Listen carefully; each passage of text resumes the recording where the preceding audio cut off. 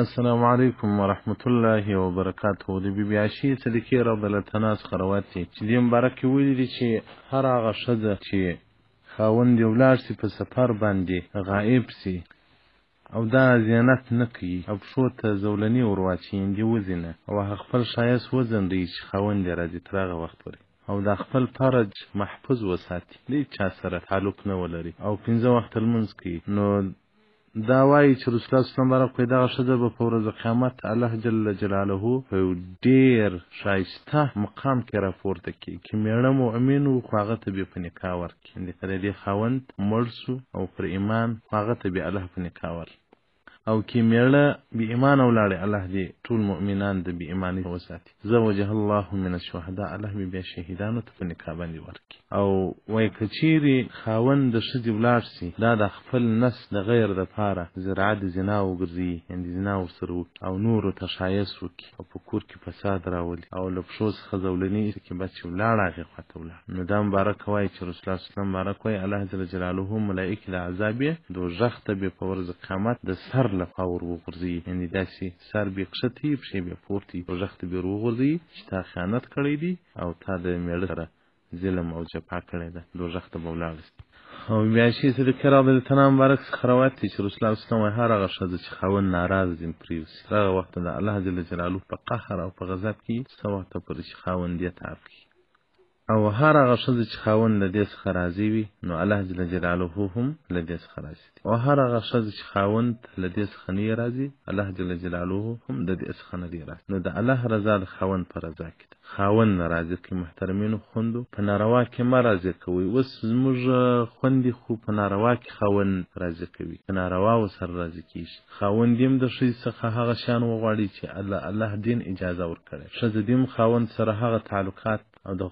خاوند هغه خواهشات ورپوره کړي چې دین اجازه ورکړی. او دغه رنګه د علي بن ابي طالب رضی الله عنه مبارک څخه روایت دی چې وخت رسول الله صلی الله علیه وسلم مبارک د صحابه کرامو په مجلس کې یو پوښتنه وکوله د صحابه کرامو څخه. قال لنا رسول الله صلی الله علیه وسلم ذات یوم، رسول الله صلی الله علیه وسلم یو وخت یو پوښتنه وکوله ای شیء خیر للمرأة، کوم شی د ښځې لپاره ډېر خیر دی؟ زموږ صحابه کرامو سره جواب نه و. زه چې کورته رالمه بي فاطمه زهرا رضی الله عنها ته مې وویل چې رسول الله صلی الله علیه وسلم مبارک داسې پوښتنه وکوله خو زموږ سره جواب نه و چې د ښځو په حق کې څه خیر.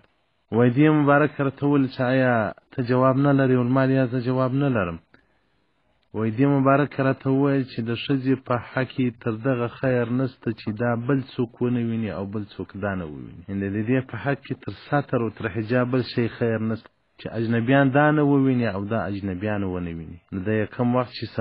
سبایي سوله موږ د رسول الله صلی الله علیه وسلم مبارک مجلس ته رالو، فقلت له یا رسول الله، یا رسول الله زما مور او پلار دې تا قربان وي، تا له موږ څخه یو پوښتنه کړې وه د یو مسئلې، موږ تاسو ته جواب نه کوي دا چې تا کوم شی ښځې ته خیر دی؟ یا رسول الله ما د هغه جواب پیدا کړی ده. رسول الله صلی الله علیه وسلم مبارک ورته څنګه؟ ده مبارک ورته وویل حضرت علي صاحب ورته یا رسول الله د ښځې لپاره دا خیر دی چې دا بل ونه ویني او ولا یراها او نه بل څوک دا وویني. فقال رسول الله صلی الله علیه وسلم مبارک الواقعات هم دغه ده. دا چا در وښول؟ وایي ما دا بي فاطمه زهرا رضی الله عنها دا راوښول. رسول الله صلی الله علیه وسلم مبارک الواقعات یې رښتیا درته ویلي دي. انها بعدة مني، هغه زما یو ټوټه ده د رسول الله صلی الله علیه وسلم مبارک اولاد و. فاطمه رضی الله عنها د رسول الله صلی الله علیه وسلم مبارک اولاد و، د لوڼو څخه لور وه. رسول الله صلی الله علیه وسلم هغه زما یو ټوټه ده، حق یې در ویلي دي. لازم به د پلار اثرات په اولاده کې راځي، بیا داسې پلار لکه سیدنا محمد صلی الله علیه و آله وصحبه وسلم. نو محترمو خویندو ستاسو دپاره د رسول الله صلی الله علیه وسلم مبارک په قول او د لور مبارک په خبره باندې ستاسو دپاره خیر دا دی چې تاسو مخ بل څوک نه وویني او نه تاسې د بل چا مخ وویني.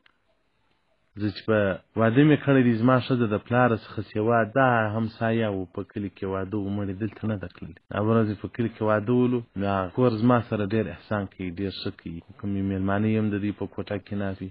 کوم یو خاتم یې هم د دوی په کوټه کې ناست وي، کوم یو فاتحه یې هم د دوی په کوټه کې. نو چې واده یې و یو لور یې ودېدله، زامن و هغه پلار و هغه ټول راته وویل چې تا چینیان به راځي. زما کشنیان ما نه ور واړول زما عادت ته جوړ شوی د خپله سرای له دروازې سیوا د بل سرای دروازه زما ښځې نه دي لیدلې نو بیا دې راته وویل چې ولې څه و چې دې امیان دې سر ورخلاصوې نو خو کیسه سره اوږده ده ما له وروره ستې ښځو خو ښایسته ښایسته کالي اغوستي ښایسته ښایسته پوړونیانې اغوستي نو زما ښځې چې راشي د ستې کور وویني دا ستې ښځې وویني بیا ما له ما څه هم دغه کالي غواړي زما په وس نه دي پوره وروره نو ولې ناک ځان و جنجال ته اچوم دوی وخندل مولي صاحب دا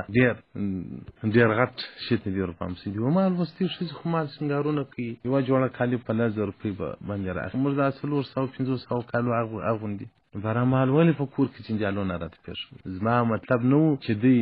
د ښځو کالي له ما وغواړي زما کشنیان او نه غواړي او الحمدلله چې ما راوت کړی د تر اوسه پورې ما ته ویلي هم نه دي چې دغه شی ما ته راغی ځکه هغه د الله په دین ما پوه کړی د الله جل جلاله په دین ما پوه کړی دی زموږ دپاره به کوم شی خیر وي آخرت خیر د دنیا نه د خیر یو وخت لا زه ورته ووایم چې نو دغه د خلکو داسې ښه زندګي د خلکو داسې ښه ژوند دي دا وایي الله دې د آخرت ژوند راکړي هغه ژوند دې الله نه راخراب نو د خپلو ښځو سره په ډېر احتیاط ګزاره وکړه چې د کلي په سر کې واده وي بس ټول ورمیږي لاسونه او پښې سره کړي 5 ورځې مخکې درې وي دا عادات یې لکه چې هغه رسول الله صلی الله علیه وسلم بارک راته وایي راځي هغه عادات خپل نو د ښځې حق کې دا خیر دی تر هر څه چې دا خپل مخ چاته نه کړي وښکاره او نه بل څوک د دې مخ وویني یعنې کور وروي د خاوند پر کور قناعت وکړي د خاوند پر ځواني قناعت وکړي د خاوند پر ژوند قناعت وکړي د خاوند پر رزق باندې قناعت وکړي ځکه وایي یو ډېره عابده نیکه ښځه وه ډېره ښایسته ښځه ډېره جمالداره ښځه وایي د دې دی خاوند ډېر تکتور وایي دا ښځې چې به ورلې دې ته پې ویل ته څنګه په دې قناعت کوې خو چې نو وتښتېږه دا حسن ستا ښایست چې ته د باچا د زوی یا د وزیر د زوی مستحقه یې چې هغه ته باید ورکول شوی وای ته دا څه کوې دې ورته وویل چې زما پر دې قناعت دی یا به زه ډېره مجرم یم الله به زما د جرم سزا په دې خاوند راکوي بدرنګه خاوند یې ما ته په نصیب راکوي دا هم زما په حق خیر دی چې هغه د جرم او د ګناهو سزا الله په دنیا کې راکوي ولیا به زه بده یم الله به هغه زما کسات په دنیا کې راکوي ځکه رسول الله صلی الله علیه وسلم ډېر امتیان ده زما به چې مجرمین وي الله جل جلاله د آخرت کسات په دنیا کې ځنو کاږي پاکې بوت نو دې به زه به مجرمه یم نو دا خاوند زما په حق کې د ګناهو د پاکېدلو یو ذرا جوړه څوم قناعت وکړي او یا به دی نیک سړی وي الله جل جلاله به دته زه یو نعمت ورکړی یم ورکړی یم نو د الله جل جلاله نیک ما ته قناعت کوي زما بس نو محترمینو خوندو که مو خاوند د رنګ نه وي د کاردار نه لازم دا راځي ښځه به ښایسته وي خاوند به بدرنګه وي خاوند به ښایسته وي ښځه به بدرنګه وي دی به نو سړی نه کوي چې ښځه بدرنګه سو خاوند بالا پر نورو خورو باندې سر چټي واره زینایو کې داسې ډېر دوسیه ما ته راغلي دي ښځو ټلیفونان را سره کړي دي چې ته داسې اسکاره وښیه زه یم په کراچي کې زه یم په کابل کې خاوند مې په دوبۍ او په نورو ځایو کې په پردیو ښځو باندې اخته دي ته یو ذکر دعا را وښیه زما نمبر یې له نیټه پیدا کړي له کومې خوا پیدا کړي خو اریان سم ښځو ټلیفونونه نو خاوند هم دی نه کوي چې ښځه یې بدرنګه وي نو بس باره دی په نارواو باندې اخته نو ښځه دې هم دی نه کوي چې خاوند یې بدرنګه وي دا نو باره ځان په نارواو اخته کړي باید صبر وکړو په موږ کې خو دا بې صبري ډېره ده خو نه پر مسکنات صبر کولی سو نه پر درد او پر غم صبر کولی سو نه پر خواهشاتو باندې صبر کولی سو په دنیا کې چې ای خور چې هر ډول حسین او شایسته خاوند وي ای ځوانه چې هر ډول حسین او شایسته او معصومه ښځه دې په نکاح وي 30 کاله بعد هغه بیا سپین ږیرې وي د زمانې هغه بیا نسي ولاړېدلی ښایسته مخان بیا ګونجي سي هغه ښایسته سترګې بیا په غالبانو کوچنۍ معلومیږي هغه ښایسته غوږونه هغه بیا کوتانو کې وریښتان پراشنه سي هغه ښایسته لاسونه چې هغه لکه شیدو غوندې دومره ښایسته وي خو لیکن 40 کاله بعد هغه بیا ګونجي تاسې د خپل مور او پلار ته وګورئ دې وخت کې ځواني تېره کړې ده دا یو وخت کې به د زمانې حسنداره خلک او څوک ول خو لیکن نن یې تاسې پښو او لاسو ته د مور پلار وګورئ چې هغه 80 کلن وي چې د دې حسن کم اندازې ته رسېدلی نو ښځې دې هم دا د ځان سره فکر وکړي چې زه باید ابدي ژوند برابر کړم د جنت هغه خاوند ځان ته تیار کم، زه د الله په دین پایبند سم، په جنت کې به الله ماته میړه راکړي، یا به دغه میړه راکړي چې دا په دنیا کې را سره و که پر ایمان لاړې را سره، یا که نه و هلته به بل میړه راکړي. څومره چې ښځه عابده جوړېږي، څومره ښځه نیکه جوړېږي، په جنت کې به مقامات غټېږي. او خاوند هم دا سوچ کوي چې دغه د دنیا ښایست تلونکی دی، خو باید د ابدي ښایست دپاره، د ابدي سترګو دپاره، د ابدي حسن دپاره باید خاوند دا فکر وکړي چې زه یو څه وکم او هلته هغه ابدي نقاوې راته تیارې شي. ځکه رسول الله صلی الله علیه وسلم وایي د جنت کې بیا ضعف نسته، سپین ږیرتوب نسته، حسن یې نه کمیږي. د دنیا هر ډول ښکلې ښځه چې را واده کې 10 کاله بعد په مخ کې تغیرات راځي، دا به بیا په هغه اوړه به په مخ موشي، هغه سرخیانې به په مخ موشي، ځان به درته ښایسته کوي. خو لیکن د جنت ښځې او د جنت ځوانان چې ورځ شپه پر تېره شي، هلته خو شپه ورځ نسته، هلته خو شپه ورځ نسته، خو لیکن چې د وخت په تېرېږي د دوی په حسن کې زیادت راځي، کمبود نه راځي. سبحان الله، هغه ځواني د جنت ځواني دی، هغه حسن د جنت حسن دی چې تغییر نه قبلوي، زیادت کې راځي. د دنیا حسن فنا لري، د دنیا حسن به ځي. نو تاسو صبر وکړئ، ځوان دي پر خپله بیبي صبر وکړي، بیبي دي پر خپل خاوند باندې صبر وکړي، یو په بل کې جنت پیدا کړي، یو په بل کې د الله رضا پیدا کړي، یو په بل کې آخرت پیدا کړي. داسې نه چې تاسو ودونه سره وکړي، یو د بل د زنا باعث وګرځېږي. خاوند په ښځه کې چوت نه وي، هغه بیا بل ځای لاس وښوري، او ښځه په خاوند کې فکر نه کوي، هغه باره بل ځای په ناروا اخته شي. خاوند دې دا زړه داسې ورکړي ښځې ته چې په ژوند کې بل څوک زه هغه د حسن او د ښایست او د محبت څوک نه لرم، بس ته مې ښځه یې، پر تا مې قناعت ده. هغه ښځه هېڅکله بیا بل چا ته نه ګوري. او ښځه دې خپل ځان خاوند ته دومره تسلیم کړي چې هغه د خاوند خواهشات یې ورپوره کړي، د خاوند چې زینت او ښایست غواړي هغه دې ورپوره کړي، خو پروا کار وکړي. داسې نو مه کوئ. وخت ما یو ځای ملایي وله، یو زوم و حفظ د قرآن و څه وخت بیا ژره پر مخ باندې نه وه، ما لولي وکړو دا ستا کلیواله چې مو را واده کړه، هغې دا شرط را باندې کښېښود چې ژره بغلې ما تا دې نو بلا ووایي چا د ښځې په خاطر باندې ژره وویل. اوس نجونې چې خاوند سره یو ځای شي، خاوند نارواوې شروع کړي، خاوند چې د مینې سره یو ځای شي، پیسه راته پوره کړه، بېټان راته غچکه، ډانکۍ راته وکړه، وریجې راته وکاږه، پلانه راته وکړه.